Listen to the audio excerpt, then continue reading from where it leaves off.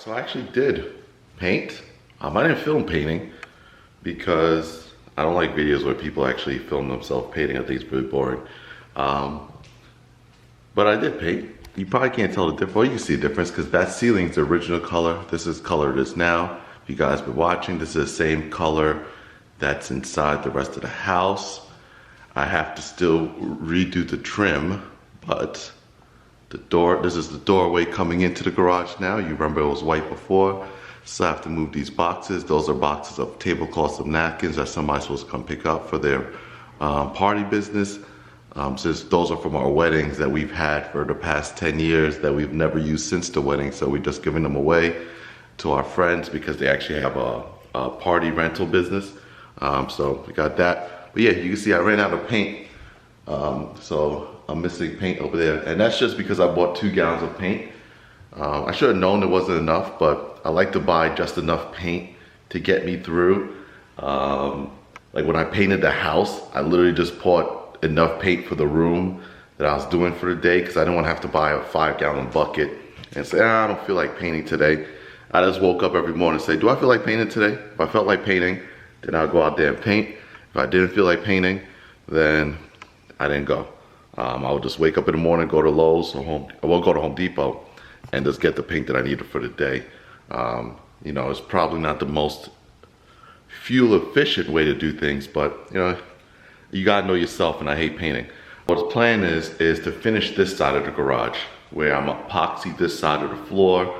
Once this side of the floor is epoxied and dried, then I'll start moving things from that side of the garage to this side of the garage so I can then do that side of the floor. I'll paint that wall also. So we are making moves in progress. The black door looks really good. As you guys see in the last video, it came out pretty good. I really like it. It does add a little, like a different feel to the house, and everyone that came over really liked it. So that's pretty good. But yeah, I still have to finish painting in here, but I need to take breaks in painting. So I can't just paint nonstop, like I gotta take breaks. I painted the entire house during COVID. It took me about 2 weeks, but I had to take breaks. Like some days I didn't paint, I was like, I can't do it today. So I'm gonna finish painting later when I get to Home Depot to buy more paint. But today, these garage door openers, they're perfectly fine. They came with the house when we bought the house 3 years ago. They're chain drive garage door openers, so they sound like this.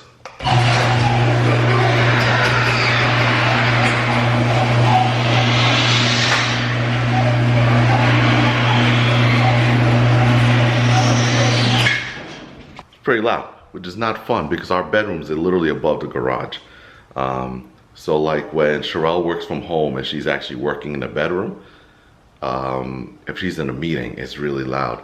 Also, like I was taking a shower the other day and Shirell came home late and I could hear her come in while I was in the garage, which I guess is a good thing because you always know what's happening, but it is a little loud.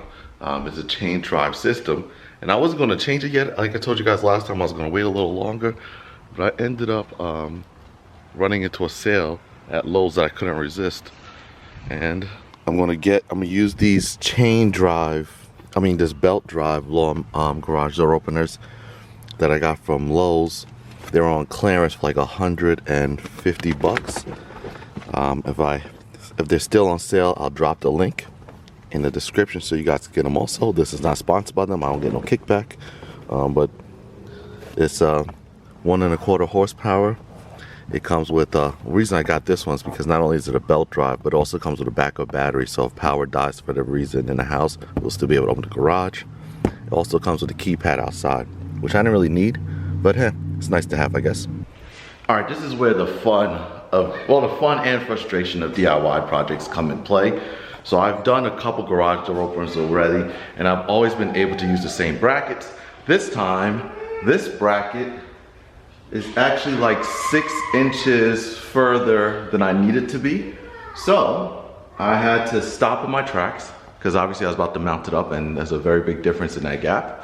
And what I'm going to do now is, it's pretty straightforward. This is why you need certain like common tools. If you're just gonna be a regular homeowner, you don't have to be Bob the Builder, but you do need certain things. Stud finder, they're very cheap.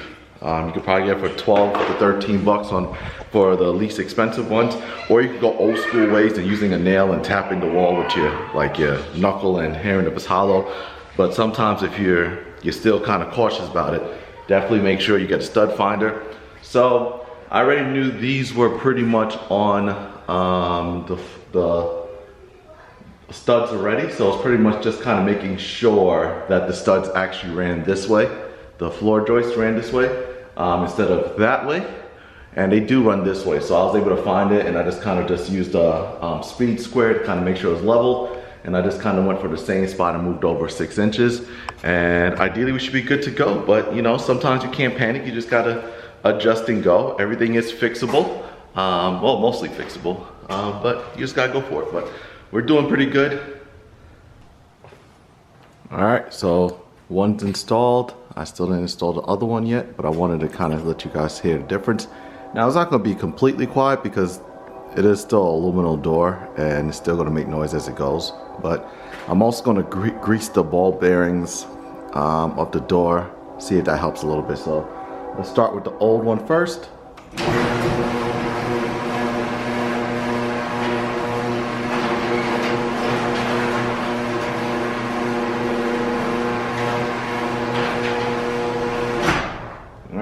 Start with the new one.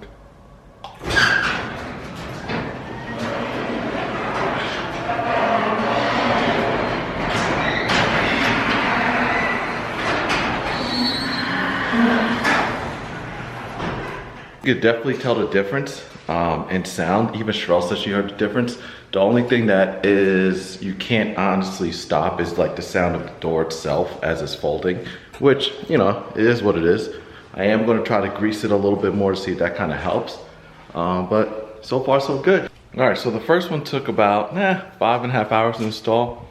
You could probably do it in about 3 if you had help. Do it by myself with a ladder. You're good to go. Take about 5 hours, gonna take a little longer.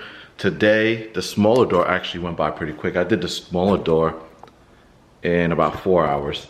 Didn't even have to use direction because I was so used to doing other ones yesterday. It was just kind of a breeze to do the second one, but let's test them both out. They're both programmed.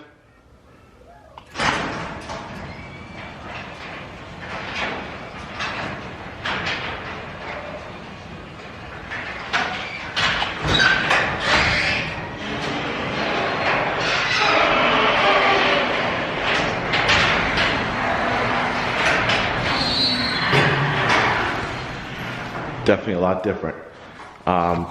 Best thing about these, they do come with battery packs and they're charging perfectly fine. I gotta get light bulbs for that one before I put the light bulb thing on, the covers on, so I'm gonna hold off on that for now, but that's it. It's pretty straightforward. I'm gonna drop the links to them in the description. This wasn't like a how to install. This is more so kind of like if you're on a fence to decide if you guys wanted a belt drive system, it was going to be worth it for you guys to upgrade, especially if you have a functioning garage door opener already like I did. It was kind of like more of a luxury than like a necessity type deal. So that's it, but we'll keep the chain going. Thank you guys for watching. If you guys like these videos, definitely hit that subscribe button. If you have any questions, leave in the comments below. I'll do my best to answer them, but I will drop the link to the ones I got. Yeah, have a good one.